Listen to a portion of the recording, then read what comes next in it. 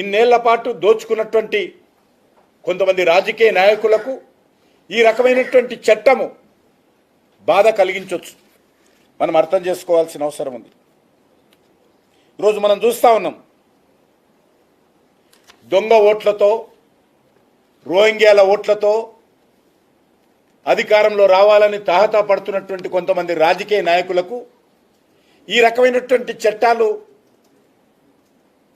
మరి వాళ్ళకు మంచిగా అనిపించదు.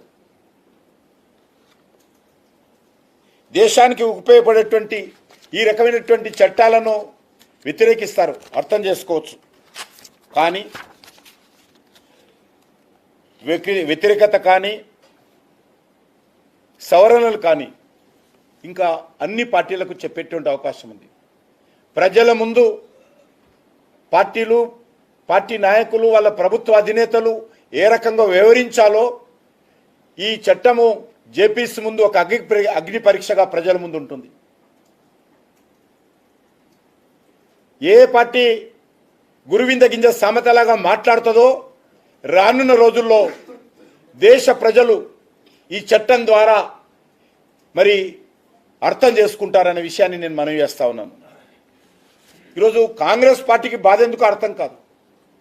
కాంగ్రెస్ పార్టీ అన్ని రాష్ట్రాల్లో ఒక్కొక్క రాష్ట్రం ఓడిపోయింది. ఉన్నటువంటి 3 రాష్ట్రాల్లో కూడా ఎప్పుడు ఎలక్షన్ జరిగినా భయంకరమైనటువంటి ఓటమి ఈ 3 రాష్ట్రాల్లో కాంగ్రెస్ పార్టీ భరించనున్నది. 3 రాష్ట్రాల్లో ఏ ఒక్క రాష్ట్రం గెలిచే పరిస్థితి లేదు కాంగ్రెస్ పార్టీ. దానికి ఎందుకు బాధ అని అడుగుతా ఉన్నాను. ఎవరైనా నిజాయితీగా పాలన చేస్తే జైలుకి వెళ్లాల్సిన అవసరం లేదు.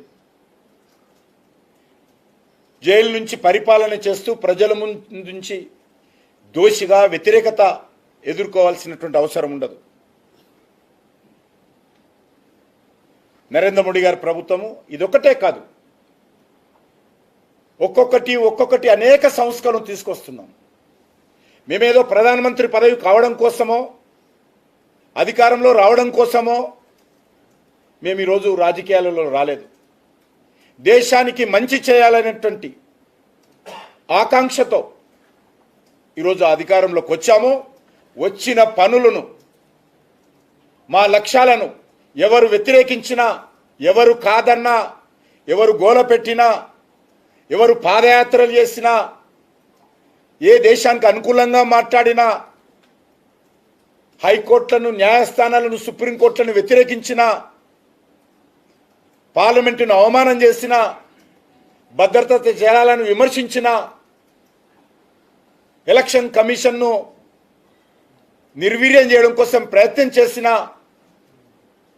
మా ప్రభుత్వాలు, మా పార్టీ ముందుకెళ్తామే తప్ప మా లక్ష్యాలు, మా ఆకాంక్షలను చెక్కు చెదరనివ్వదని సందర్భంగా మనం చేస్తా ఉన్నాను.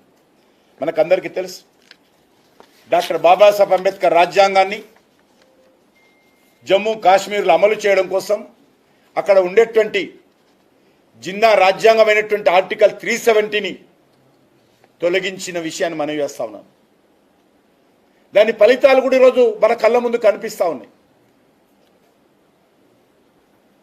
అంతేకాదు, విదేశాల నుంచి హిందువులు వస్తే, విదేశాల నుంచి క్రిస్టియన్లు వస్తే, విదేశాల నుంచి జైనులు వస్తే, విదేశాల నుంచి సిక్కులు వస్తే, ముఖ్యంగా 3 దేశాలకు సంబంధించి బంగ్లాదేశ్ కానీ, ఆఫ్ఘనిస్తాన్ కానీ, పాక్ నుంచి కానీ స్వాతంత్రం వచ్చినప్పటి నుంచి కూడా మరి ఆ రోజు అనేక మంది చెప్పినప్పుడు కూడా మీరు వారు పౌరసత్వం ఇవ్వడానికి అంగీకరించలేదు. కాంగ్రెస్ పార్టీ నాయకులు అనేక వేదికల మీద చేశారు, ధర్నాలు చేశారు పౌరసత్వం ఇవ్వాలని. మీరు ఇవ్వలేకపోయారు. మేము ఈరోజు ఇవ్వాలని చట్టాన్ని తీసుకొచ్చామని మనం చేస్తా ఉన్నాం. ముస్లిం మహిళల కోసం త్రిపుల్ తలాక్ రద్దు చేయాలని, మహిళల హక్కులు కాపాడాలని సుప్రీంకోర్టు చెప్పినప్పటికీ కూడా అర్ధరాత్రి పార్లమెంటులో మీరు సుప్రీంకోర్టు తీర్పును కాలరాచి చట్టాలు చేశారు. మీరు కాపాడలేకపోయారు. మేము ఈరోజు త్రిపుల్ తలాక్ చట్టాన్ని మేము రద్దు చేసి సుమారు 10 కోట్ల మంది ముస్లిం ఆడబిడ్డల యొక్క హక్కులు కాపాడి వాళ్ళ జీవితాలలో వెలుగు నింపి వాళ్ళందరూ కూడా ఈరోజు నరేంద్ర మోడీ గారు సోదరుడుగా మారారు. కాబట్టి ఖచ్చితంగా మేము ఈ రకమైనటువంటి సంస్కరణలు భవిష్యత్తులో కూడా చేస్తామని మనం చేస్తున్నాం. అది న్యూ ఎడ్యుకేషన్ పాలసీ కావచ్చు, జిఎస్టీ కావచ్చు, డిజిటల్ ట్రాన్సాక్షన్ కావచ్చు, లేకపోతే మరి ప్రత్యేకమైనటువంటి రైల్వే బడ్జెట్ను రద్దు చేసి జనరల్ బడ్జెట్లో విలీనం చేయడం కావచ్చు, బొగ్గు గనులను అలాట్మెంట్ పద్ధతిలో కాకుండా ట్రాన్స్పరెన్సీతో మేము